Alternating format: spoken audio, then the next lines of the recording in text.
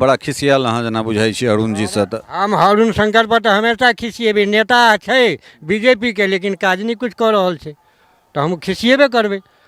BJP के vote दै छियै हम, हमारी इलाके है बीजेपी, लेकिन कारण ये है जब बीजेपी के तो वोट दै छियै, नेता करबे नहीं करै छै। की शुभ नाम भेले अपने? हमार नाम दीनदयाल गिरी।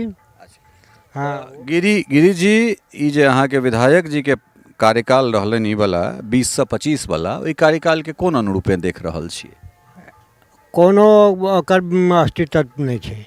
क्या तो कोनो विकासे नहीं केलकैया। आ न को इलेक्शन में अबै छै तो 2-4 दिन जे है से कैंपिंग केलक, आ एक बाद गेल तो सुति गेल पटना में। हाँ, अरुण शंकर सन थर्ड क्लास नेता कोई नहीं। बीजेपी ठीक है, लेकिन नेता ठीक नहीं।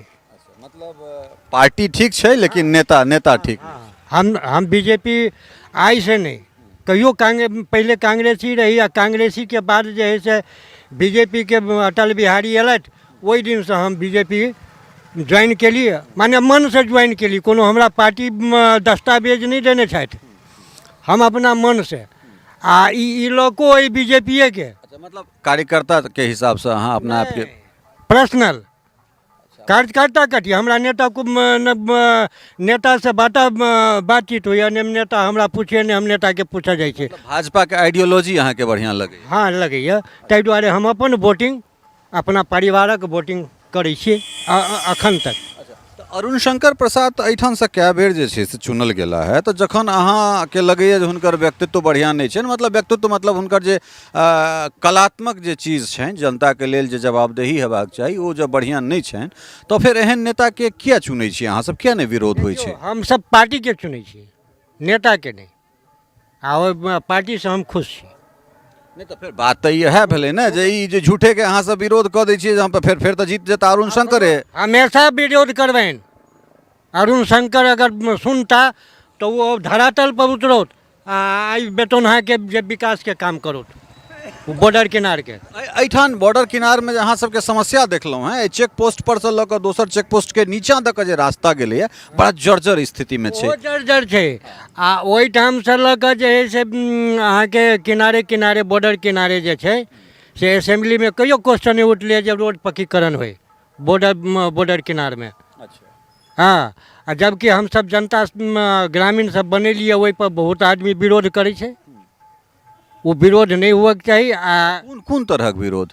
विरोध जे बोलू बॉर्डर पर बना देलकै है, जाहिमे काल्हिओ परसू जे है से मैडम साहिबा की कहै छै सीओ आयल रहथिन। तो ई सब जे है से अरुण शंकर के न देखक चाहिए, अपन भारत सरकार से लिख के बॉर्डर के रोड क्लियर करबाक चाहिए ना। और की समस्या? मतलब बड़ा खिसियाल अहाँ जना बुझाई छी अरुण जी से त हम अरुण शंकर पर तो हमेशा खिसिएबे। नेता है बीजेपी के, लेकिन काज नहीं कुछ कर रहा है, तो हम खिसिएबे करबे।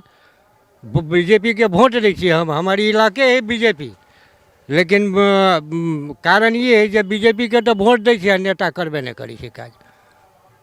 तो फिर अहाँ सबके तऽ अपन आवाज एहि तरह उठेबाक चाही ने, जे कम से कम जे नीति निर्माता सब छथि, अहाँके पार्टी के जे बिहार के प्रदेश अध्यक्ष छथि, एखन दिलीप जायसवाल बनला है, या फिर जगत प्रकाश नड्डा एखन ओहिठाम छथि, ओ तऽ बदलै वाला छथि, तऽ हुनका लोकनिक मध्य जे छै से ई आवाज पहुँचबाक चाही जे अहाँके जे विधायक छथि ओ नीक नहीं काज करै छथि, तऽ हिनका कम से कम जे छै से आब हटायल जाए, एहिठाम से ककरो दोसर के जगह देल जाए। दोसर के जगह हुअक चाहिए, दोसर के जगह एकदम हुअक चाहिए। नीक नेता के आवे, आ जब प्रखंड के जे है से काज नीक जगह हो, बेटौने के नहीं, पूरा प्रखंड के खजौली विधानसभा के एकदम पूरा सब जगह के हुअक चाहिए। आ नीक जगह काज हो, सब जगह रोड बने, सब जगह स्कूल में व्यवस्था बने, सब जगह जे है से ब्लॉक छै, थाना छै, सबके जे है से नीक जगह संचालन हो।